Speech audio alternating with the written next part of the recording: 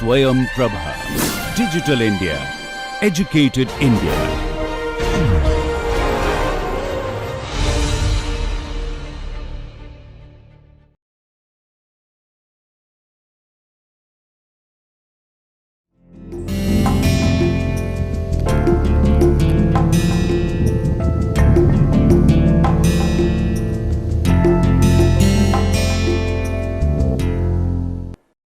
नमस्कार। राजनीतिक विचारधाराओं के अध्ययन की श्रृंखला में आज हम कंजर्वेटिज्म या रूढ़िवाद के बारे में बातचीत करेंगे। आप सब इस बात से वाकिफ होंगे कि जब भी हमें अपने जीवन में कोई ऐसा व्यक्ति मिलता है जो थोड़ा पुरातन तरीके की सोच रखता है, परंपरा की ओर थोड़ा ज्यादा झुकाव रखता है, कई बार वो दकियानूस सा भी लगता है, लकीर का फकीर लगता है, तब हम उसके लिए रूढ़िवादी शब्द, कंजर्वेटिव शब्द का इस्तेमाल करते हैं। आम जनजीवन में इसका प्रयोग बहुत ही सकारात्मक शब्द के रूप में नहीं किया जाता है। मिसाल के तौर पर, अगर आपकी किसी दोस्त के पिता ऐसे हैं जो कि नहीं चाहते हैं कि आपका दोस्त शाम में 6 बजे के बाद घर से बाहर निकले, तो आप अक्सर उससे उलाहना देते हुए कह सकते हैं कि यार तुम्हारे पिता तो बड़े कंजर्वेटिव हैं, आप कहते भी होंगे। और इस तरीके के से जो कंजर्वेटिव वर्ड है वह बार बार हमारे रोजमर्रा के जीवन में सामने आता है, हम इसका उपयोग करते हैं। लेकिन जब हम राजनीतिक विचारधारा के रूप में कंजर्वेटिज्म को देखते हैं, जिसके लिए कई बार अनुदारवाद हिंदी में शब्द का प्रयोग किया जाता है या फिर कई बार रूढ़िवाद, हम यहाँ पर ज्यादातर रूढ़िवाद शब्द का ही प्रयोग करेंगे। तो जब हम अपने जीवन में इसे देखते हैं तो इसका एक अर्थ होता है, लेकिन जब हम राजनीतिक विचारधारा के दायरे में आते हैं तो हम ये पाते हैं कि इसका अर्थ अनिवार्य रूप से नकारात्मक नहीं है। रूढ़िवादी जो है या कंजर्वेटिज्म जो है वो एक विचारधारा के रूप में कुछ ऐसे सुनिश्चित विचारों को दर्शाता है जो दुनिया को देखने का एक अपना नजरिया प्रस्तुत करता है, जिसके माध्यम से पूरे समाज को संगठित करने का एक प्रयास किया जाता है, जिसके माध्यम से कोशिश की जाती है कि एक उत्तम समाज की या एक गुड सोसाइटी की प्राप्ति के लिए कुछ खास बिंदुओं या कुछ खास विशेषताओं को रेखांकित किया जाए और फिर उसी रास्ते पर चलते हुए एक उत्तम समाज को हासिल करने की कोशिश की जाए। तो आज की इस पूरी चर्चा में हम यही समझने का प्रयास करेंगे कि जो कंजर्वेटिज्म एक आइडियोलॉजी के रूप में है, उसका उद्भव कैसे हुआ, उसकी मुख्य विशेषताएं क्या हैं और समकालीन समय में उससे जुड़े हुए वाद विवाद क्या हैं। इसके बाद हम यह समझने का प्रयास करेंगे कि ये जो रूढ़िवाद या कंजर्वेटिज्म की जो पूरी विचारधारा है उसकी किस तरह की आलोचनाएं हमारे सामने आई हैं। तो आज की जो हमारी पूरी चर्चा है उसमें कंजर्वेटिज्म या रूढ़िवाद से जुड़े हुए इन्हीं बिंदुओं पर हमारी पूरी बातचीत केंद्रित रहेगी। कंजर्वेटिज्म या रूढ़िवाद को आरंभ करने का श्रेय एडमंड बर्ग को दिया जाता है। उनके विचारों में यह पूरी सोच सूत्रबद्ध रूप से सामने आई। एडमंड बर्ग ब्रिटेन के एक दार्शनिक थे, राजनीतिक कार्यकर्ता भी थे, वहाँ के संसद के सदस्य भी रहे। भारत से भी उनका अच्छा खासा ताल्लुक रहा, क्योंकि जब एक भारतीय वायसराय यहाँ से वापस गए तो उन पर मुकदमा चलाने का काम इन्होंने किया संसद के भीतर, यह आरोप लगाते हुए कि उन्होंने भारत में काफी ज्यादा भ्रष्टाचार किया है। और इनके विचारों में कई तरीके की उथल पुथल भी हम देख सकते हैं। लेकिन जो हमारे काम की बातचीत है वह यह है कि एडमंड बर्ग ने किस तरीके से कंजर्वेटिज्म या रूढ़िवाद के बारे में अपने विचारों को रखा। और अगर हम उनके विचारों को समझना चाहते हैं तो उनकी जो मुख्य पुस्तक है इस संदर्भ में reflections on the revolution in France, जो कि 1719 में प्रकाशित हुई थी, उस पर ही हमें ध्यान केंद्रित करना होगा। या दूसरे शब्दों में कहें तो इस पुस्तक में हम कंजर्वेटिज्म के से संबंधित उनके विचारों को देख सकते हैं। एडमंड बर्ग ने अपने लेखन के माध्यम से फ्रांसीसी क्रांति और फ्रांसीसी क्रांतिकारियों की गतिविधियों का विरोध किया। मुझे यह उम्मीद है कि आप सब लोगों को फ्रांसीसी क्रांति के बारे में जानकारी होगी। 1789 या 1789 में फ्रेंच रिवॉल्यूशन हुआ था। और फ्रेंच रिवॉल्यूशन के साथ स्वतंत्रता, समानता और बंधुत्व, लिबर्टी, इक्वालिटी और फ्रेटर्निटी का जो एक नारा था वह बहुत ही सशक्त तरीके से सामने आया था। यह भी माना जाता है कि फ्रेंच रिवॉल्यूशन पर रूसों के विचारों का काफी प्रभाव था। और यह भी सच है कि फ्रेंच रिवॉल्यूशन के बाद के दौर में जब भी क्रांति को प्रेरित करने वाले विचारों का नाम लिया गया तो उसमें फ्रांसीसी क्रांति को जिन विचारों ने प्रेरणा दी थी उन विचारों का बार बार उल्लेख किया गया। अब ये जो एक प्रमुख बात है फ्रांसीसी क्रांति के बारे में वो हमें समझने की जरूरत है कि फ्रांसीसी क्रांति, शायद हर क्रांति का यही उद्देश्य होता है और फ्रांसीसी क्रांति का तो मुख्य रूप से उद्देश्य था कि जितनी भी पुरातन चीजें हैं, जितनी भी पुरानी चीजें हैं, उन सब से अलग हटकर एक नए तरह के समाज की स्थापना की जाए। एक ऐसा समाज जहां पर लोगों को स्वतंत्रता का अधिकार हो, लोगों के बीच में समानता हो और उनमें आपसी बंधुत्व को बढ़ावा मिले। अब यहाँ एडमंड बर्क ने इस तरीके की सोच की काफी आलोचना की। वह क्यों आलोचना की उसे हम आगे देखेंगे, लेकिन यहाँ जो महत्वपूर्ण बात हमें बर्क के बारे में याद रखने की जरूरत है वह यह है कि एडमंड बर्क खुद हर तरह की क्रांति के विरोधी नहीं थे। उन्होंने गौरवमयी और रक्तहीन क्रांति का समर्थन किया क्योंकि जो कि इंग्लैंड में हुआ था 1688 में, क्योंकि इसने कुछ ऐसे सिद्धांतों को पुनर्स्थापित किया जिसे पहले के शासक ने विकृत कर दिया था। एडमंड बर्क ने अमेरिकी क्रांति का भी समर्थन किया क्योंकि वह मानते थे कि इंग्लैंड गलत तरीके से अमेरिकी लोगों के अधिकारों को नकार रहा था और मसलन उन्होंने कहा कि इंग्लैंड जो था वो उसने प्रतिनिधित्व दिए बगैर ही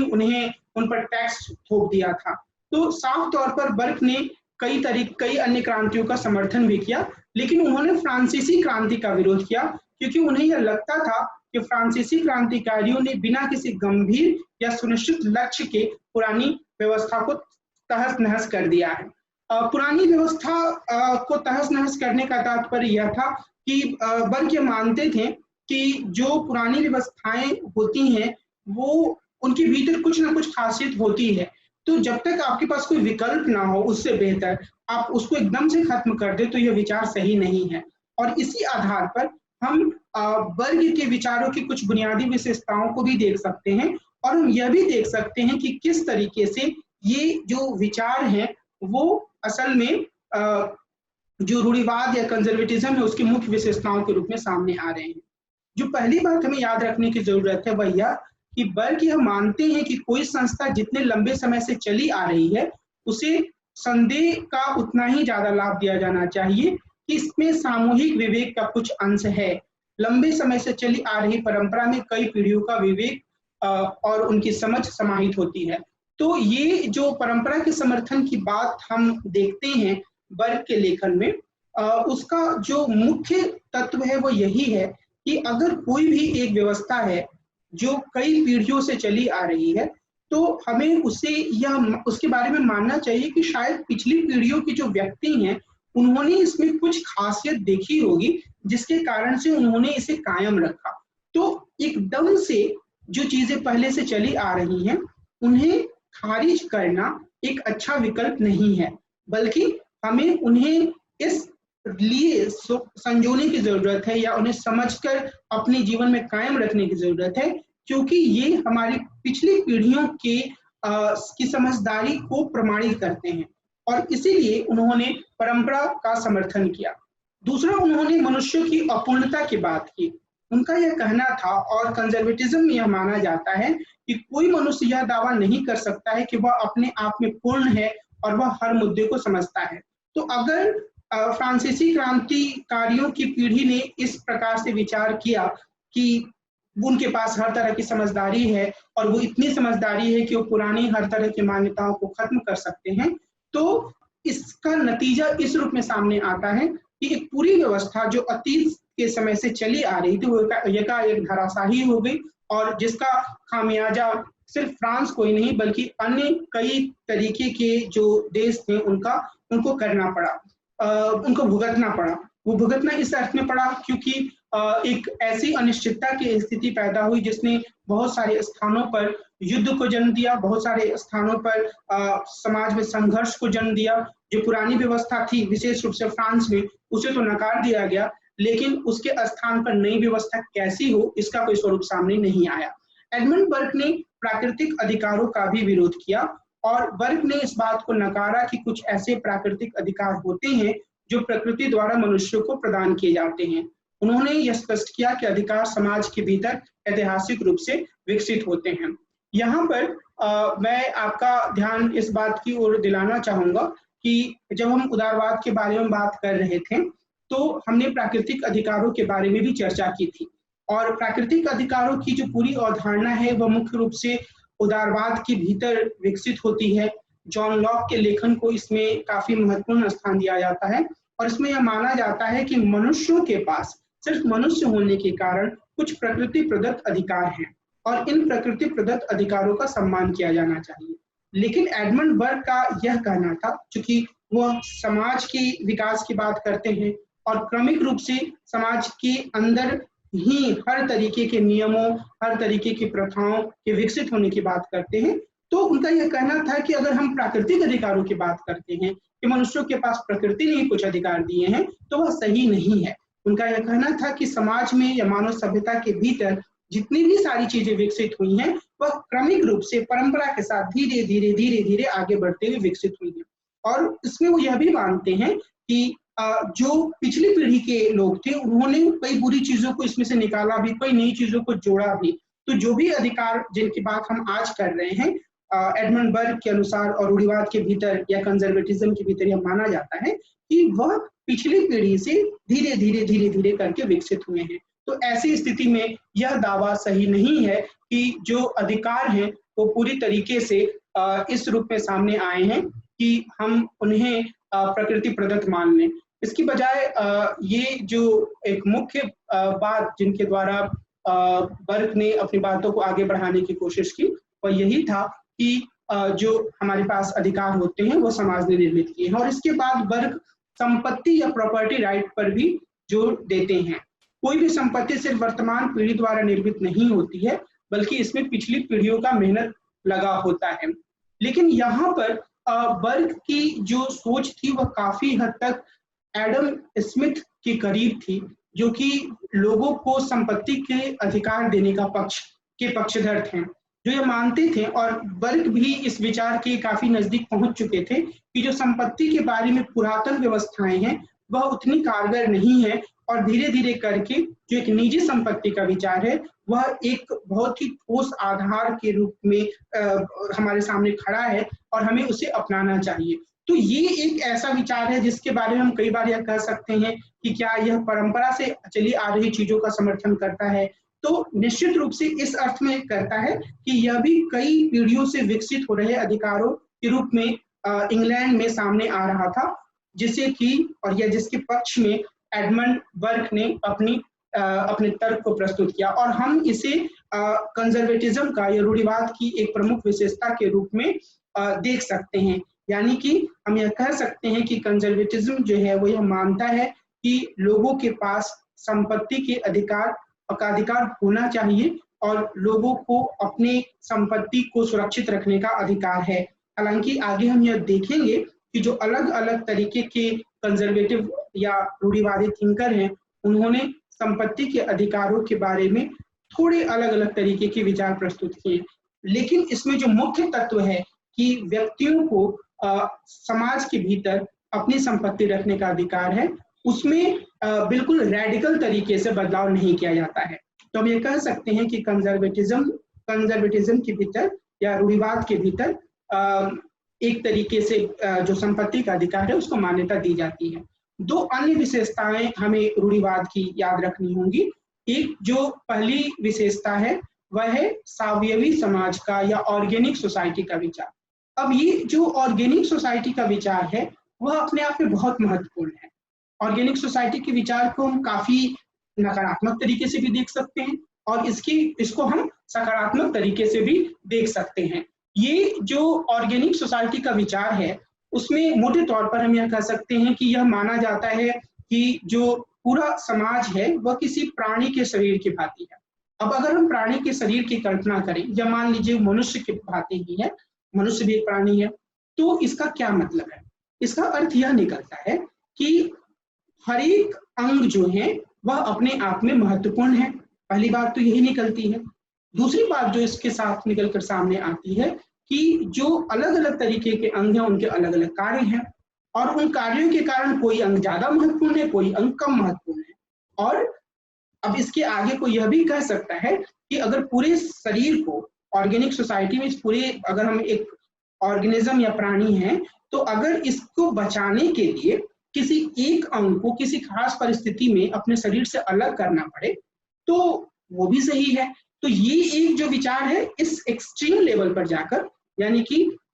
जो पूरी व्यवस्था है, जो पूरा शरीर है, जो कि समाज शरीर के रूप में है, उसे बचाने के लिए किसी एक अंग को हटाना पड़े तो उसे हटा देना चाहिए, ये खतरनाक विचार के रूप में सामने आ जाता है। लेकिन एक दूसरे स्तर पर यह बहुत ही महत्वपूर्ण विचार बन जाता है, और वह विचार क्या है कि हम सब जो इस समाज में रहने वाले हैं वो आपस में एक दूसरे से जुड़े हुए हैं, एक दूसरे पर निर्भर हैं, और एक दूसरे पर निर्भरता के कारण ही हम अपने जीवन में कुछ सार्थक कर पाते हैं। सामाजिक रूप से आपस में मिलकर काम करने के कारण ही हम अपने जीवन में सार्थक रूप से कुछ कर पाते हैं। ये जो एक ऑर्गेनिक सोसाइटी के साथ विचार जुड़ा हुआ है वह प्रमुख है। अब ये जो हायरार्की की बात है वह भी ऑर्गेनिक सोसाइटी के विचार से भी जुड़ी हुई है। ये जो कंजर्वेटिज्म है या रूढ़िवाद है उसके भीतर हायरार्की को बहुत ही असामान्य नहीं माना जाता है, बल्कि इसे एक तरीके से एक महत्वपूर्ण भाग के रूप में देखा जाता है सामाजिक जीवन का, कि लोगों के बीच में हायरार्की होती है, पद सोपान होता है, और हमें उसे स्वीकार करना चाहिए, और उस हायरार्की के को सही तरीके से कायम रखना भी, या उस हायरार्की के अनुसार लोगों से काम लेना भी जो राज्य है या जो शासन है उसका काम होता है। तो मुख्य रूप से इन विशेषताओं के साथ अगर हम कंजर्वेटिज्म पे ध्यान देते हैं तो हमारे सामने यह बात आती है कि किस तरीके से कंजर्वेटिज्म के भीतर की जो अलग अलग विशेषताएं हैं वो एक महत्वपूर्ण भूमिका निभाती हैं कि कंजर्वेटिज्म को एक ऐसे विचार के रूप में समझें जो कि हमारे सामने एक ऐसी रूपरेखा प्रस्तुत करता है जिसमें समाज के भीतर जो चीजें पहले से चली आ रही हैं उनको एकदम से ना नकारा जाए, बल्कि उन चीजों पर हम ध्यान दें और उन चीजों को समझें, उनकी उपयोगिता को समझें। अब इसमें अभी जब हम आलोचना को देखेंगे तो कई तरह की आलोचनाएं सामने आ सकती हैं, लेकिन एक ही बात हमें बहुत अच्छी तरीके से समझकर रखने की जरूरत है कि यह सच है कि कंजर्वेटिज्म या जो अनुदारवाद या रूढ़िवाद है वह रैडिकल बदलाव का विरोध करता है, वह क्रांति का विरोध करता है, लेकिन वह बदलावों का विरोध नहीं करता है। वह यह नहीं कहता है कि हम लकीर के फकीर बने रहें, वह यह नहीं कहता है कि समाज में किसी तरीके का बदलाव एक बहुत ही खतरनाक स्थिति पैदा कर देगा, हम बर्बादी की ओर चले जाएंगे, बल्कि वह इस बात पर जोर देता है कि हम एकदम से बिना सोच समझ के या फिर अपने जोश के साथ अतीत की सारी चीजों को खारिज ना कर दें। हम यह माने कि जो चीजें हमारे पास हैं अभी, जो अतीत से चली आ रही हैं हमारी परंपरा के रूप में, हमारी संस्कृति के रूप में, उनके भीतर भी एक समझदारी है, और उस समझदारी को समझते हुए हमें यह भी समझना है कि इनके भीतर कुछ कमियां भी हो सकती हैं। तो उन कमियों को समझकर और उन्हें पूरी तरीके से, यानी कि वो जो अतीत से चीज आ रही है उसे पूरी तरीके से नकारने के बजाय हमें उन कमियों को दूर करना होगा। तो एक सतत नदी की तरह है परंपरा, और उस परंपरा की रूपी जो नदी है उसमें जो अलग अलग तरीके की बाधाएं या कमियां सामने आती हैं उसे अतीत की पीढ़ियों ने भी अलग किया है, और कंजर्वेटिज्म यह मानता है कि वर्तमान पीढ़ी का भी यही काम है कि वह इन कमियों को दूर करे, और इसके इस दूरी के माध्यम से वह एक ऐसी, इस दूर करने की प्रक्रिया के माध्यम से वह एक ऐसी स्थिति लाए जिसमें कि हम एक ऐसे समाज की ओर आगे बढ़ें जहां पर समाज के लोग आपस में जुड़कर अपनी परंपराओं के साथ एक ऐसा जीवन यापन करें जिसमें कॉमन गुड का एक कॉन्सेप्ट है, यानी कि पूरा समाज किसी एक सामान्य शुभ पर कि हमें समाज को इस दिशा में आगे ले जाना है, उस पर सहमत हो। लोगों के पास अपनी संपत्ति का भी अधिकार हो, लोगों के भीतर पद सोपान भी हो, यानी कि हायरार्की भी हो, लेकिन इसके बावजूद जो सभी व्यक्ति हैं वह परंपरा के अनुसार जीवन जीते हुए एक सामान्य लक्ष्य की ओर आगे बढ़े। इसमें कई तरीके के अंतर्विरोध हो सकते हैं, कई तरीके के अंतर्विरोध सामने आएंगे, ठीक है, क्योंकि अगर हम हायरार्की की बात करेंगे तो फिर हम कॉमन गुड की बात कैसे कर सकते हैं। अगर हम किसी खास समूह को संपत्ति देने की बात करते हैं तो जो संपत्तिहीन समूह होंगे क्या वे अधीनता की स्थिति में नहीं चले जाएंगे। इस तरीके के कई ऐसे प्रश्न हैं जो हमारे दिमाग में, हमारे मन में आ सकती हैं, और ये सारे प्रश्न वाजिब भी हैं। और हम इसके बारे में जब हम आलोचनाओं की बात करेंगे तो और थोड़ी विस्तार में बात करेंगे। लेकिन हमें यह ध्यान रखना है कि खुद जो कंजर्वेटिज्म है या अनुदारवाद है या रूढ़िवाद है, इसने भी अपने भीतर कुछ सुधार करने की कोशिश की। कई दिशाओं में इसका विकास हुआ और उन्हीं पहलुओं को हमें ज्यादा गहराई से समझने की आवश्यकता है। उसमें जो सबसे महत्वपूर्ण पहलू है वो सत्तावादी रूढ़िवाद के रूप में हम एक देखेंगे। इसके अलावा कुछ और पहलू हैं जिसको कि हम समझने की कोशिश करेंगे कि किस तरीके से जो कंजर्वेटिज्म है वो आगे बढ़ा। अब इसमें अगर हम डी माइस्ट्रे एक थिंकर थे जिन्होंने फ्रांसीसी क्रांति के समय ही सत्तावादी रूढ़िवाद का समर्थन किया। अब सत्तावादी रूढ़िवाद का जो मुख्य जोर था वह यह था कि जो अथॉरिटेरियन एक शब्द आता है उसका अर्थ होता है कि ऊपर से शासन करना और नीचे जो लोग हैं उनके भीतर एक तरीके की व्यवस्था लाना। तो ये जो एक रूढ़िवाद था उसमें इस बात पर जोर दिया गया कि जो शासन है और जिसके उसके माध्यम से जो एक तरीके की व्यवस्था या एक ऑर्डर समाज में रखा जाना है, जिससे कि समाज ऑर्गेनिक तरीके से काम कर पाए, जिससे कि समाज के भीतर की जो हायरार्की है उसे सकारात्मक दिशा में कायम रखा जा पाए। सकारात्मक दिशा से यहाँ पर मतलब क्या है? यहाँ पर मतलब है अथॉरिटेरियन तरीके में जो सकारात्मक की समझ है, यानी कि जो भी समाज में लोग हैं वो अपने काम के ऊपर ध्यान दें बजाय इसकी कि वो हर तरीके की अव्यवस्था पैदा करे। तो यहाँ इस अर्थ में मैं सकारात्मक शब्द का प्रयोग कर रहा हूँ। तो ये जो डी माइस्ट्रे हैं उन्होंने फ्रांसीसी क्रांति के समय यह विचार रखा कि एक सत्तावादी तरीके का शासन होना चाहिए और एक ऐसा प्राधिकार होना चाहिए जिसमें कि लोग इस चीज को स्वीकार करें। तो हमेशा ही इस बात को जांच करने का तरीका नहीं होता है कोई कि आखिर जो अथॉरिटेरियन कंजर्वेटिज्म है या जो इस तरीके का शासन है उसे लोग किस सीमा तक स्वीकार कर रहे हैं। लेकिन एक ही चीज आप एक अंतर जरूर समझ कर रखेंगे कि जो अथॉरिटेरियन कंजर्वेटिज्म है वो टोटलिटेरियनिज्म या संपूर्णतावादी शासन जो होता है उससे अलग होता है। टोटलिटेरियन कंजर्वेटिज्म में एक तरीके के एब्सोल्यूटिस्ट शासन की बात कही जाती है, एक तरीके से ऊपर से प्राधिकार आता है, मोनार्किकल या राजतंत्रीय शासन का भी समर्थन होता है। लेकिन इसमें फिर भी कुछ हद तक सिविल सोसाइटी जैसी चीज होती है, लोग कुछ हद तक अपने अस्तित्व में होते हैं सिविल सोसाइटी के भीतर, कुछ बातें वो कह सकते हैं अपनी भूमिकाओं के भीतर रहते हुए। लेकिन जो टोटलिटेरियन शासन होता है उसमें स्टेट और सिविल सोसाइटी को पूरी तरीके से मिक्स कर दिया जाता है, यानी कि स्टेट जो है उसके पास ये अधिकार हो जाता है कि वो लोगों के जीवन के हर क्षेत्र या हर दायरे में अपनी दखलंदाजी कर सके।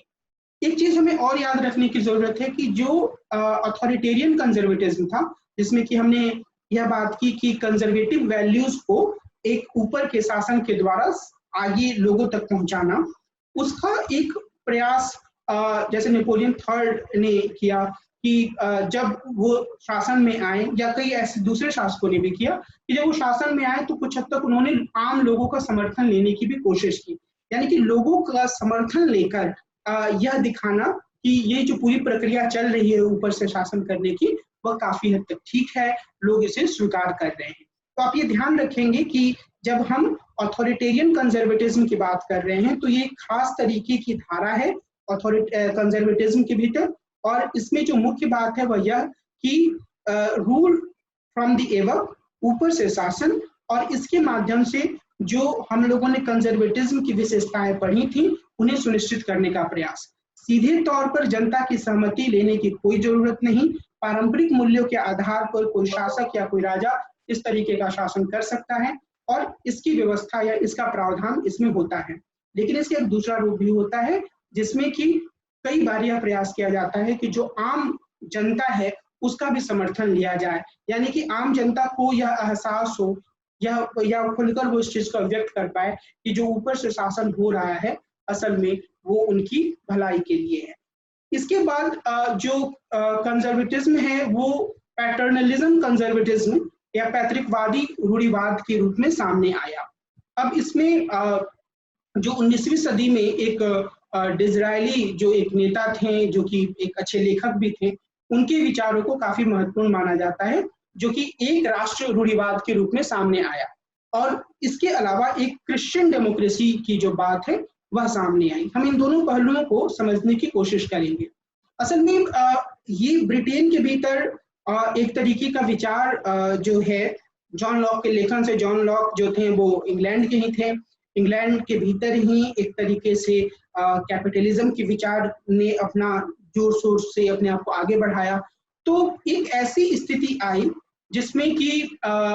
ऐसा माना जाने लगा कि असमानता काफी बढ़ रही है। तो डिज़रायली ने जो एक पैटर्नलिस्टिक कंजर्वेटिज्म के भीतर ये माना जाता है कि उन्होंने एक दो राष्ट्र के एग्जिस्टेंस की बात कही और उसके बाद उन्होंने कंजर्वेटिव वैल्यूज के तहत वन नेशन कंजर्वेटिज्म को आगे बढ़ाया। अब इसको थोड़ा सा हम समझेंगे, थोड़ा मैं आपको समझाना चाह रहा हूं कि ये जो पैतृकवादी रूढ़िवाद है उसका क्या मतलब है। पैतृकवादी रूढ़िवाद का मतलब यह हुआ कि वो कंजर्वेटिव वैल्यूज को आगे बढ़ाना, पर यह थोपे जाने के रूप में नहीं, बल्कि लोगों के भीतर यह एहसास पैदा करके कि जो कंजर्वेटिव वैल्यूज हैं वो हम सब के लिए आवश्यक हैं, उसे हम सब लोगों को अपनाना चाहिए। तो ये एक जो पैटर्नलिस्टिक होता है, एक शब्द की अगर हम व्युत्पत्ति में जाए तो पिता की तरह एक लोगों का ख्याल रखने या लोगों की चिंता रखने वाले विचार के रूप में। तो ये जो डिज़रायली के विचार में जो चीज आई वह इस बात से संबंधित थी कि अगर एक देश है ब्रिटेन और उसमें एक तरफ बहुत सारे धनाढ्य संपत्तिवान अमीर लोग हैं, दूसरी तरफ गरीब लोग हैं जो कि हाशिए पर रहते हैं, तो एक देश के भीतर ही एक ऐसी स्थिति आ जाएगी कि बहुत ज्यादा असमानता होगी। तो यह कहा गया है कि एक राष्ट्र ब्रिटेन है, उसी में दो तरीके के देश हो गए। तो डिज़रायली ने यह कहा कि अगर हम इस बात को स्वीकार करते हैं कि हम सब एक ऑर्गेनिक सोसाइटी के सदस्य हैं, तो हमें यह भी ध्यान रखना होगा कि हम लोगों की एक दूसरे के प्रति जवाबदेही है, हम लोगों की एक दूसरे के प्रति कोई दायित्व है। इसका अर्थ क्या है? इसका अर्थ यह है कि मान लीजिए कि मेरे पैर के नाखून काफी बढ़ गए हैं, या मेरे पैर की स्थिति काफी खराब है, या मेरे पैर में काफी गंदगी है, या मेरे पैर को चोट लग गई है, तो इस सारी स्थिति में मेरा हाथ, मेरा शरीर, ये तो बिल्कुल ही इससे अनभिज्ञ नहीं रह सकता है। तो उसी तरीके से जब हम एक ऑर्गेनिक सोसाइटी की कल्पना करते हैं तो इसके सारे जो सदस्य हैं वो ठीक उसी तरीके से एक दूसरे से जुड़े हुए हैं जिस तरीके से समाज, हमारे शरीर के भीतर के अंग एक दूसरे से जुड़े हुए हैं, और सबका एक दूसरे के प्रति जवाबदेही है, सबकी एक की भलाई पे भी सबकी भलाई जुड़ी हुई है, यह भी एक विचार इसके साथ जुड़ा हुआ है। तो मैं जो कहना चाह रहा हूँ वह यह कि डिज़रायली ने इस विचार को आगे बढ़ाया कि कंजर्वेटिज्म का जो पूरा विचार है वह इस लिहाज से उपयोगी है कि यह नागरिकों के भीतर, लोगों के भीतर यह विचार भरता है कि हमारा दायित्व तो दूसरों के प्रति भी है। अब इसमें जो पारंपरिक मूल्य हैं उन्हें अपनाया गया, यानी कि जो पुरातन परंपराएं चली आ रही हैं उन्हें पूरी तरीके से नकारे जाने की बात नहीं थी, जैसा कि इंडिविजुअलिज्म या लिबरलिज्म के उभार के साथ था। और इंग्लैंड में धारा काफी जोर पकड़ी, तभी आज तक राजशाही वहां पर है। राजशाही भले वो नॉमिनल हो, पर आज भी वहां एक राजा होते हैं, महारानी हैं, उनके सुपुत्र लोग हैं, उनके परिवार के सदस्य हैं। तो ये एक जो पुरातन धारा थी उसको एक जोड़ दिया गया। समाज के भीतर जो एक तरीके से संपत्ति रखने का अधिकार था उसकी वैधता को स्वीकार किया गया, लेकिन उन सब के साथ एक सकारात्मक मूल्य जोड़ा गया और यह कहा गया कि ये जो हम एक राष्ट्र के चूंकि सदस्य हैं, इसलिए हमें एक दूसरे के प्रति अपनी जिम्मेदारियों को स्वीकार करना होगा, और उन जिम्मेदारियों को स्वीकार करते हुए हमें, यानी कि जो अमीर लोग हैं उन्हें, जो गरीब लोग हैं उनकी भलाई के लिए कुछ कार्य करने होंगे, या फिर राज्य को इसमें आगे आना होगा। तो ये जो एक विचार है वह एक टोरी विचार के रूप में काफी आगे बढ़ा, और यह एक धारा रही है इंग्लैंड की राजनीति में, जिसमें कि इस बात पर हमेशा जोर दिया जाता रहा है कि पारंपरिक मूल्यों का महत्व हो, जो लोगों के भीतर एक तरीके का की हायरार्की है उसे पूरी तरीके से खत्म करने की बात करने की कोई आवश्यकता नहीं है, लेकिन इसके साथ ही एक ऐसी व्यवस्था होनी चाहिए जिससे ये लगे कि हम सब एक राष्ट्र के भीतर हैं, हम सब एक राष्ट्र से जुड़े हुए हैं। तो ये जो एक प्रमुख विचार था वो काफी महत्वपूर्ण रूप से इनके लेखन में सामने आया। दूसरे स्तर पर हम देख सकते हैं एक अन्य तरह का विचार जो कि ईसाई जो कंजर्वेटिज्म है उसके रूप में सामने आया। अब आप इस चीज को समझें कि यह भी हम कह सकते हैं कि 19वीं सदी के दौर में और बाद में थोड़ी कुछ हद तक 20वीं सदी में भी यह प्रक्रिया कायम रही, तो ये उस दौरान विकसित हुआ। अब इसमें जो मुख्य बात है, और मुझे उम्मीद है क्योंकि हम लोगों ने पहले भी लिबरलिज्म में इस चीज को डिस्कशन किया है कि जो एक तरीके का उदारवादी चिंतन आगे बढ़ा, पूंजीवाद आगे बढ़ा, उसके पीछे मैक्स वेबर यह मानते हैं कि वो एक जो प्रोटेस्टेंट एथिक था उसने काफी महत्वपूर्ण भूमिका निभाई। मुझे उम्मीद है कि आप लोगों को यह याद होगा कि जो 15वीं सदी के आसपास एक धर्म सुधार आंदोलन क्रिश्चियनिटी के भीतर चला, और उसमें कैथोलिक धर्म के भीतर जो कई तरह की समस्याएं थी उनको दूर करने के लिए एक दूसरी तरह की भावना का जन्म हुआ, और उसे प्रोटेस्टेंट रिलीजन का नाम दिया गया। मार्टिन लूथर ने उसमें काफी महत्वपूर्ण भूमिका निभाई, जिसका मुख्य तर्क यही था कि अगर हमें ईश्वर तक पहुंचना है तो हमें किसी मीडिएटर या किसी मध्यस्थ की आवश्यकता नहीं है, हम सीधे तौर पर ईश्वर तक पहुंच सकते हैं। तो इसमें जो एक इंडिविजुअलिटी थी, जो व्यक्ति की अपनी क्षमता थी, उसको महत्व दिया गया। लेकिन जब हम क्रिश्चियन कंजर्वेटिज्म की बात करते हैं तो यहाँ जो मुख्य तर्क है वो प्रोटेस्टेंट एथिक्स से अलग है। क्रिश्चियनिटी के भीतर जो कई तरीके से मूल्य हैं, उसमें एक बड़ा मूल्य जो है, खासतौर पर अगर हम कैथोलिक सेक्ट के भीतर की बात करें तो वो यह भी है कि सभी लोगों को एक परिवार से जुड़ा हुआ मानना, अपने परिवार को एक एक्सटेंडेड फैमिली के रूप में समाज के दूसरे लोगों तक ले जाने की बात, और परंपराओं को सहेजने की बात, जो चीजें पुराने समय से चली आ रही हैं उनके बारे में एक सकारात्मक दृष्टिकोण रखने की बात शामिल है। तो कई ऐसे राजनीतिक दल उभर कर सामने आए अलग अलग यूरोपियन देशों में, जिन्होंने इस बात पर जोर दिया कि हमें एक दूसरे के प्रति, और यहाँ तक कि जो दूसरे देशों में ईसाई लोग रहते हैं उनके प्रति भी एक ब्रदरहुड या सिस्टरहुड की भावना रखने की जरूरत है। निश्चित रूप से हमें इस बात की भी एक तरीके से का समर्थन करना चाहिए कि जो पुराने मूल्य चले आ रहे हैं वे महत्वपूर्ण हैं, और उनके आधार पर हमें अपने समाज को संचालित करना चाहिए। इसके भीतर भी जो हम लोगों ने देखा वन नेशन कंजर्वेटिज्म, उसकी तरह यह बात शामिल थी कि लोगों के भीतर एक तरीके का जुड़ाव है, और उस जुड़ाव के कारण हमें दूसरे लोगों का भी ध्यान रखना चाहिए। लेकिन इन दोनों इस पूरी क्रिश्चियन अगर हम कंजर्वेटिज्म की बात करें तो इसमें यह कहा गया कि जो भी व्यवस्था हो, जिस भी रूप में हो, वो अगर क्रिश्चियन वैल्यूज को आगे बढ़ाती है तो उसका समर्थन किया जाना चाहिए। और उन क्रिश्चियन वैल्यूज में जो सबसे महत्वपूर्ण तत्व सामने रखा गया वो यही रखा गया कि समाज के रूप में इंडिविजुअलिटी के बजाय लोगों के भीतर जो आपसी जुड़ाव है उसको वरीयता दी जाए।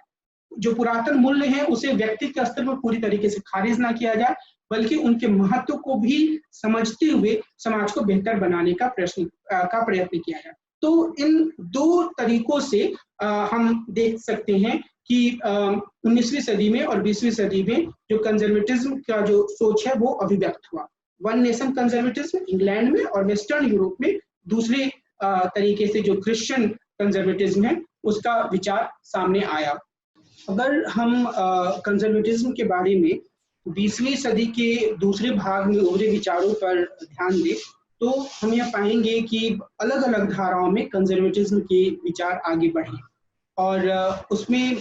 जो मुख्य रूप से एक लिबर्टेरियन धारा है, और मोटे तौर पर जो न्यू राइट एक टर्म का इस्तेमाल किया जाता है उसमें हम इस तरह के अंतर्द्वंद को समझ सकते हैं। तो जो लिबर्टेरियन धारा है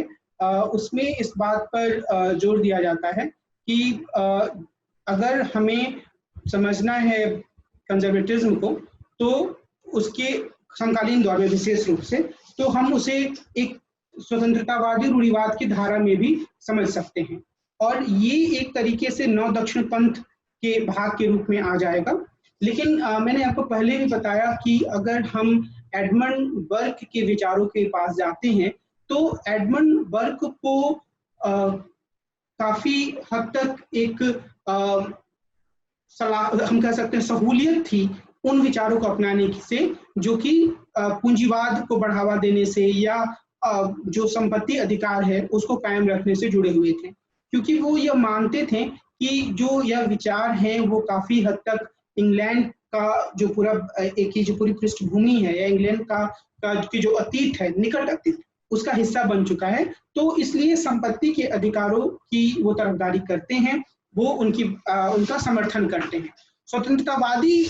जो रूढ़िवाद है वो असल में इसी विचार को लेकर आगे बढ़ता है, जो कंजर्वेटिज्म के भीतर जो ये विचार है जिसमें कि एब्सोल्यूट प्रॉपर्टी राइट की बात सामने आती है। तो इसमें अगर हम इसकी विशेषताओं को देखें, और मुझे उम्मीद है कि आप लोगों को यह जानकारी होगी, और इसका जिक्र मैंने उस समय भी किया था जब मैं बात कर रहा था समकालीन उदारवाद की या कॉन्टेम्परेरी लिबरलिज्म की, तो वहां हम लोगों ने लिबर्टेरियनिज्म की बात कही थी, और उसमें मुख्य रूप से जो विचारक सामने आए थे वो रॉबर्ट नॉजिक थे, जिन्होंने अपनी पुस्तक एनार्की, स्टेट एंड यूटोपिया जो कि 1974 में पब्लिश हुई थी, उसमें इन विचारों को सामने रखा है। तो उसी आधार को मानते हुए, तो यहाँ जब हम स्वतंत्रतावादी रूढ़िवाद की बात कर रहे हैं तो मुख्य रूप से हम किस चीज की बात कर रहे हैं, तो एक कंजर्वेटिव आइडिया के रूप में प्रॉपर्टी के बारे में जो विचार सामने आते हैं कंजर्वेटिज्म में, उसको पकड़ते हुए स्वतंत्रतावाद का समर्थन लेते हुए जब विचारों को सामने रखा जाता है तो वो स्वतंत्रतावादी रूढ़िवाद हो जाता है। यानी कि इसमें हम यह देखेंगे कि जैसे एक एटोमिस्टिक इंडिविजुअल की बात है, वो बावजूद इसके कि वो खारिज किया जाता है कंजर्वेटिज्म के पुरानी धारणा के भीतर, लेकिन इसमें इस चीज को स्वीकार किया जाता है और उसी के आधार पर संपत्ति के एब्सोल्यूट अधिकारों को मान्यता दी जाती है। तो आप यह याद रखने की आप कोशिश करेंगे या आपको यह याद रखने की जरूरत है कि जो लिबर्टेरियन कंजर्वेटिज्म है उसके भीतर लिबर्टेरियनिज्म की विशेषताएं हैं, और कंजर्वेटिज्म के रूप में यहाँ जो चीज है वह है कि संपत्ति के बारे में किस तरीके का विचार सामने आया है। लेकिन आप हमेशा यह भी ध्यान रखेंगे कि जो लिबर्टेरियन कंजर्वेटिज्म है वह कई बार दूसरे तरीके की कंजर्वेटिज्म के पहलुओं को लेकर भी आगे आता है, जिसके बारे में मैं आपको थोड़ी देर बाद बताऊंगा। यहाँ आप यह ध्यान रखिए कि जो स्वतंत्रतावाद है उसके भीतर इस बात पर जोर दिया जाता है कि वो एटोमिस्टिक इंडिविजुअलिज्म होगा, मेरिट यानी कि लोगों की जो अपनी क्षमता है उसके हिसाब से चीजों को अर्जित करने पर जोर दिया जाएगा, सेल्फ हेल्प यानी कि लोग अपने लिहाज से अपनी क्षमता के हिसाब से काम करें, चीजों को अर्जित करें, इस बात पर इसमें जोर दिया जाता है। लोगों को इकोनॉमिक राइट्स दिए जाते हैं, मार्केट सिस्टम का समर्थन किया जाता है, लेसेस फेयर की व्यवस्था का समर्थन किया जाता है और कल्याणकारी कार्यक्रमों का विरोध किया जाता है। कुल मिलाकर जो ये लिबर्टेरियन कंजर्वेटिज्म है उसका जो मुख्य जोर है वह इस बात पर है कि जो प्रॉपर्टी का अधिकार है लोगों का वह उनसे गहराई से जुड़ा हुआ है, उनके अस्तित्व से जुड़ा हुआ है, और जब इस बात पर इतना ज्यादा जोर दिया जाता है कि बाकी सारे पहलुओं की कुछ हद तक उपेक्षा होने लगती है, तो वो एक तरीके से लिबर्टेरियन कंजर्वेटिज्म के रूप में सामने आता है। तो ये जो एक पहलू है उस पर इस चीज को जोर देता है। मुझे उम्मीद है कि बाजार व्यवस्था से आप इन चीजों को समझते होंगे कि बाजार व्यवस्था या लेसेस फेयर यानी कि जो व्यापार करने हैं उसमें किसी तरीके की राज्य की दखलंदाजी नहीं होनी चाहिए, राज्य का हस्तक्षेप नहीं होना चाहिए। व्यक्ति अपनी क्षमता के हिसाब से अपना बाजार करें, बाजार में अपनी भूमिका का निर्वहन करें, अगर वो संपत्ति अर्जित करते हैं तो वो उनकी अपनी संपत्ति होगी। तो एक पूरा जो दायरा है वो इस रूप में सामने आता है, और यह नव दक्षिण पंथ या न्यू राइट का एक इंटीग्रल पार्ट बन जाता है। न्यू राइट की जो पूरी व्यवस्था है उसमें हमें यह समझनी हो और इस बात को समझने की जरूरत है कि इसमें जो एक लिबरल न्यू राइट है और दूसरा जो है वो एक कंजर्वेटिव न्यू राइट है। तो ये दो चीजें एक साथ चलती हैं। तो इसमें एक पहलू जो है, जिसे कि हम लोगों ने लिबरल न्यू राइट कहा या उदार नव दक्षिण पंथ कहा, इसकी विशेषताएं स्वतंत्रतावादी रूढ़िवाद की तरह ही होती हैं। यानी कि इसमें इस बात पर, इसका ये जो पहलू है, इसमें इस बात पर जोर दिया जाता है कि लोगों के पास असीम संपत्ति का अधिकार होना चाहिए, राज्य सीमित होना चाहिए, लोगों की आर्थिक गतिविधियों में राज्य की दखलंदाजी नहीं होनी चाहिए, बाजार की भूमिका होनी चाहिए, लोगों को अपनी क्षमता के अनुसार प्रदर्शन करने और उस प्रदर्शन से मिलने वाले फलों यानी कि संपत्ति पर हक जमाने, उसका उपभोग करने का अधिकार होना चाहिए। तो ये जो पहलू है जिसके बारे में हमने चर्चा की, उसके साथ ही जो दूसरा पहलू है वह है रूढ़िवादी नव दक्षिण पंथ से जुड़ा हुआ, जिसमें कि जो पारंपरिक रूढ़िवाद है उनके बहुत सारे दूसरे मूल्यों को भी साथ लेकर आया जाता है। यानी कि इसमें ऑर्गेनिक सोसाइटी पर बल दिया जाता है, ट्रेडिशनलिज्म या परंपरावाद पर बल दिया जाता है, अथॉरिटेरियनिज्म पर बल दिया जाता है, ताकि समाज के भीतर जो एक ऑर्गेनिक सिचुएशन है या जो हायरार्की है उसको कायम रखा जा सके। ठीक है, पारंपरिक मूल्यों और एक तरीके लोगों के बीच में एक नेचुरल हायरार्की, इन सब चीजों को की बात की जाती है। ज्यादा जो महत्वपूर्ण बात है वह है कि इसमें संकुचित राष्ट्रवाद और वैश्वीकरण के विरोध की भी बात कही जाती है। संकुचित राष्ट्रवाद का मतलब ये हुआ कि जो राष्ट्र के नाम पर तरह तरह की पाबंदियां लगाना, अपने देश के मूल्यों को जरूरत से ज्यादा तवज्जो देना, और इसका जो दूसरा भाग है कि वैश्वीकरण का विरोध करना, ग्लोबलाइजेशन से जो अन्य देशों के लोग दूसरे देशों में आते हैं उनका विरोध करना। अब अगर मैं आपका ध्यान इस ओर दिलाऊं कि हम 20वीं सदी के दूसरे भाग में और 21वीं सदी में भी कंजर्वेटिज्म की जो पूरी राजनीति है उसको समझें या समझने का प्रयास करें, तो हमें देख सकते हैं कि बहुत सारे देशों में जो न्यू राइट टेंडेंसीज है वो उभर कर सामने आई हैं। न्यू राइट टेंडेंसी का मतलब क्या हुआ कि एक तरफ आप बाजार की भूमिका का समर्थन भी करते हैं, पर दूसरी तरफ अपने देश के भीतर पारंपरिक मूल्यों का समर्थन भी करते हैं। हिंदुस्तान के भीतर अगर हम भारतीय जनता पार्टी की राजनीति को देखें तो उसमें ये तत्व दिख सकते हैं। फिर कई सारे देशों में, मिसाल के तौर पर अगर हम डोनाल्ड ट्रंप के पुराने यानी कि पिछले चुनाव, जो उनका पहला चुनाव था, उसमें हम उनके चुनाव प्रचार को देखें तो वो एक तरीके से जो न्यू राइट के भीतर जो एक कॉन्ट्राडिक्शन या एक स्ट्रगल हो सकता है उसका प्रतिनिधित्व करता है। वो सीधे तौर पर ग्लोबलाइजेशन को या बाजार की भूमिका को खारिज नहीं करते हैं, वो बाजार की भूमिका को रखते हैं, लोगों के राइट टू प्रॉपर्टी को एबोलिश करने या लिमिट करने की बात नहीं करते हैं, लेकिन इसके साथ ही जिसे हम लोगों ने कंजर्वेटिव न्यू राइट कहा, उसकी जो वैल्यूज हैं उसकी तरफ हो जाते हैं। वो बार बार इस चीज को लेकर उन्होंने चिंता जताई अपने चुनाव अभियान में कि जो बाहर से लोग आ रहे हैं, चाहे वो हिंदुस्तान से हो या दूसरे देशों से, वो अमेरिकी लोगों के रोजगार को छीन रहे हैं। तो इस स्थिति में जरूरत इस बात की है कि इन लोगों पर रिस्ट्रिक्शन लगाए जाए, अमेरिकी लोगों को उनका रोजगार मिले जिन पे उनका पहला हक है। तो ये जो एक तरीके की सोच है जो कि राष्ट्रवाद को संकुचित रूप में परिभाषित करती है, जो कि वैश्वीकरण की पूरी प्रक्रिया को अपने फायदे तक सीमित रखती है, यानी जब तक अमेरिका को फायदा हो रहा है तब तक अमेरिका को ग्लोबलाइजेशन से कोई दिक्कत नहीं है, लेकिन जैसे ही अन्य देशों के लोगों आकर वहां के लोगों के रोजगार को अपने हाथों में लेने लगते हैं तो ये एक बहुत बड़ा मुद्दा बन जाता है। तो इस रूप में ये एक हम यह कह सकते हैं कि कंजर्वेटिज्म का जो पूरा वैल्यू है वो हमारे समाज में मौजूद है, अभी भी वैश्विक पटल पर यह मौजूद है, और बहुत ही एक्सट्रीम लेवल पर जाकर यह फंडामेंटलिज्म के रूप में भी सामने आ जाता है, रिलीजियस फंडामेंटलिज्म के रूप में, जिसके बारे में हम बाद में चर्चा करेंगे एक अलग टॉपिक के रूप में। और अभी हम सिर्फ अगर कंजर्वेटिज्म की एक धारा को माने तो मैं सिर्फ यह कहना चाह रहा हूं आपसे कि यह जो धारा एक फ्रांसीसी क्रांति की प्रतिक्रिया के रूप में सामने आई, व्यवस्थित राजनीतिक दर्शन के रूप में,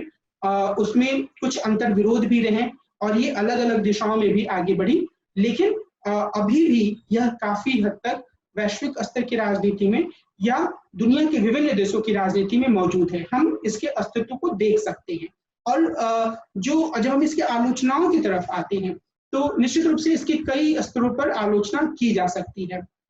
अगर मैं शुरुआत करूं और हम उदारवादी परिप्रेक्ष्य से यानी कि लिबरल पर्सपेक्टिव से इसकी आलोचना करना चाहें तो हम यह कह सकते हैं कि यह जिस तरीके से परंपराओं का बोझ वर्तमान पीढ़ी पर डालता है, वह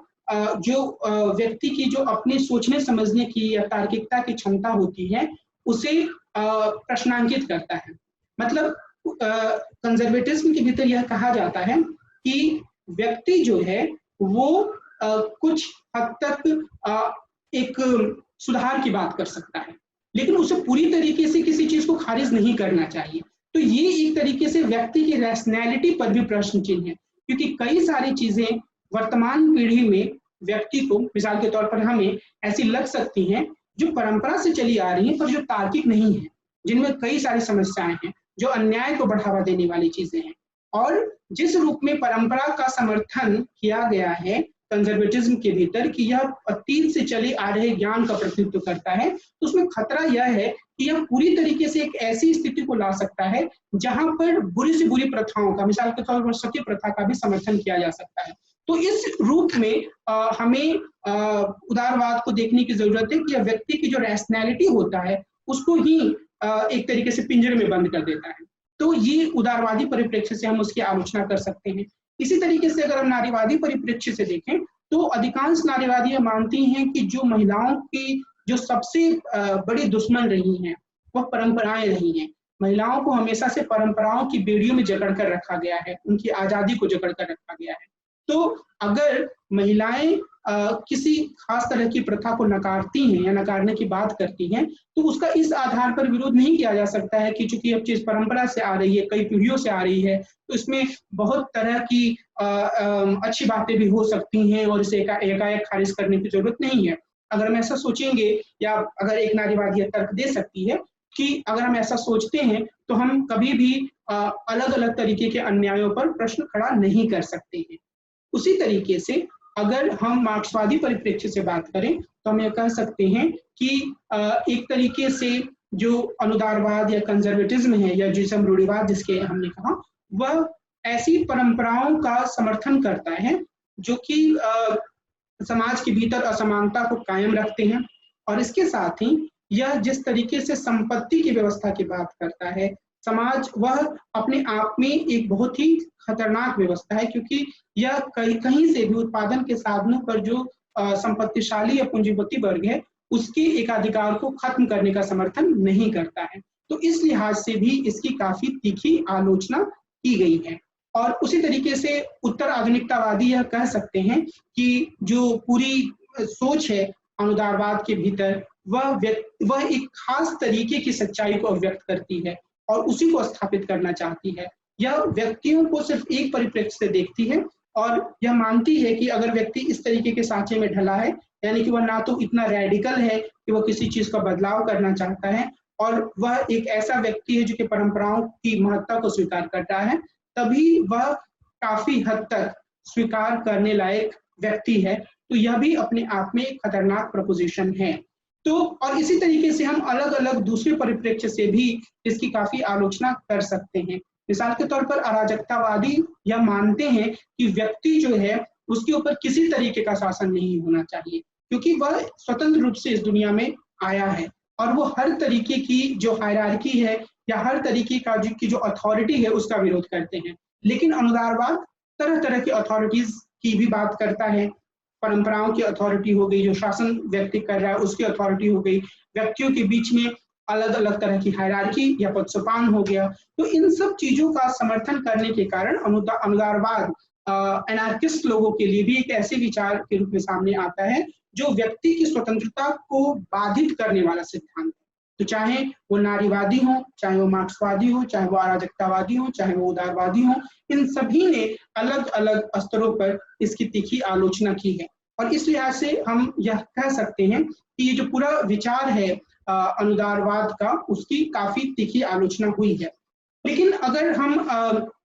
अनुदारवाद की इस पूरे विचारधारा को बहुत संक्षेप में अभिव्यक्त करने की कोशिश करें तो हम यह कह सकते हैं कि यह एक ऐसे विचार के रूप में है जो कि हर समाज में मौजूद है।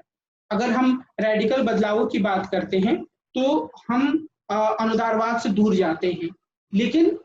जो इसका महत्व है वो इस बात में निहित है कि वह यह मानकर चलता है कि जब आप रेडिकल बदलाव की ओर जाते हैं तब आपके सामने कोई सुस्पष्ट तस्वीर नहीं होती है, और जब तक वो सुस्पष्ट तस्वीर नहीं होगी तब तक कोई भी रेडिकल बदलाव या कोई भी क्रांति का सपना पूरी तरीके से साकार नहीं हो सकता है। और यह खतरा है कि वह पहले की स्थिति की तरह ही बुरी स्थिति की तरफ जाए या उससे भी खराब स्थिति की तरफ जाए। और यह जो चेतावनी जो कि कंजर्वेटिज्म को के मुख्य प्रतिपादक एडमंड बर्ग के लेखन में सामने आती है, वह काफी हद तक सही भी प्रतीत होती है। अगर हम फ्रांसीसी क्रांति के बाद के दौर के फ्रांस पे नजर डालते हैं, जहां पर एक बहुत ही हिंसक तरह की व्यवस्था स्थापित हो गई, या फिर हम सोवियत संघ की जब स्थापना हुई रूसी क्रांति के बाद, बोल्शेविक क्रांति के बाद 1917 में, तो उसके बाद के अनुभवों को देखते हैं, तो वहां भी हम देखते हैं कि एक ऐसी व्यवस्था बनी जिसमें कि काफी ज्यादा हिंसा हुई, बहुत तरह के लोगों को मारा गया। तो ये जो एक तत्व है कंजर्वेटिज्म के भीतर कि आप रेडिकल बदलावों की तरफ सिर्फ इसलिए ना जाएं क्योंकि आपको वर्तमान व्यवस्था से इतनी ज्यादा समस्या है कि आप उसे बर्दाश्त नहीं कर पा रहे हैं, यह ज्यादा बेहतर होगा। अनुदारवाद या कंजर्वेटिज्म या रूढ़िवाद यह कहता है कि आप इसके भीतर सुधार करने की कोशिश करें और इसके भीतर जो कमियां हैं उसे धीरे धीरे दूर करें, और उससे आप ज्यादा बेहतर तरीके से परिवर्तन कर सकते हैं। हमें यह भी ध्यान रखना होगा कि कई बार लोकतंत्र के भीतर भी परिवर्तन की दिशा को इसी रूप में माना जाता है, हालांकि इसकी अपनी सीमाएं हैं, और कई बार यह कहा जाता है कि इससे परिवर्तन नहीं होता है बल्कि पुरानी व्यवस्था ही कुल मिलाकर कायम रहती है। लेकिन कई बार हम यह देखते हैं कि पूरी तरीके से चीजों को नकारने के बजाय हम कई पुरानी चीजों को लेते हुए आगे बढ़ते हैं, उनकी खूबियों को अपनाते हुए एक नई दिशा में आगे बढ़ सकते हैं। कुल मिलाकर मैं यह कहना चाह रहा हूं कि अनुदारवाद या कंजर्वेटिज्म या रूढ़िवाद के भीतर कुछ विशेषताएं ऐसी हैं जो कि हमें कुछ खास परिस्थितियों में आकर्षक लग सकती हैं। इसके अंदर कुछ ऐसे पहलू हैं जो कि हमें बहुत ही समस्याग्रस्त लग सकते हैं, जिन्हें हमें स्वीकार करना मुश्किल हो सकता है अगर हम खुद को किसी भी तरीके के रेडिकल चिंतन से जोड़ते हैं। अगर हम समाज की कुछ बुराइयों को इस रूप में देखते हैं कि इन्हें तुरंत खत्म किया जाना चाहिए, मिसाल के तौर पर अस्पृश्यता, जाति प्रथा, ठीक है, महिलाओं के साथ अत्याचार करने वाले कई परंपराएं हम अपने समाज में देख सकते हैं जिन्हें हम खत्म करना चाहते हैं, तो ऐसी स्थिति में हमें कभी भी कंजर्वेटिज्म एक आकर्षक विचारधारा नहीं लगेगी। लेकिन जैसे मैंने आरंभ में कहा कि हमेशा ही अनुदारवाद के बारे में और या कंजर्वेटिज्म के बारे में बातचीत करते हुए आपको यह ध्यान रखना है कि जिस तरीके से हम इस शब्द का इस्तेमाल रोज रोज के जीवन में करते हैं, आमतौर पर नकारात्मक अर्थों में, वैसा राजनीतिक चिंतन में नहीं है। विचारधारा के स्तर पर इसमें कुछ खूबियां भी हैं, इसमें कुछ सकारात्मक पहलू भी हैं जिसे समझने की आवश्यकता है, या कम से कम हर तरह के रेडिकल पॉलिटिक्स के सामने यह एक मजबूत और ठोस आलोचना के रूप में सामने आता है। मुझे यह उम्मीद है कि कंजर्वेटिज्म के बारे में जो अभी मैंने आपके सामने चर्चा की, उससे आप इस विचारधारा के बारे में कुछ बुनियादी समझ बना पाएंगे, और वह समझ आपको आगे से भविष्य में जब भी आप इससे जुड़े किसी अन्य अध्ययन सामग्री के पास जाएंगे तो यह समझ आपको इस बात को ज्यादा गहराई से भांप पाने, समझ पाने या व्यक्त कर पाने में समर्थ बनाएगी कि रूढ़िवाद या कंजर्वेटिज्म क्या है और इसे हमें किस रूप में देखना चाहिए, इसमें किस तरह की धाराएं विकसित हुई और वर्तमान समय में इससे जुड़े हुए वाद विवाद क्या हैं और इसके साथ किस तरीके की समस्याएं जुड़ी हुई हैं।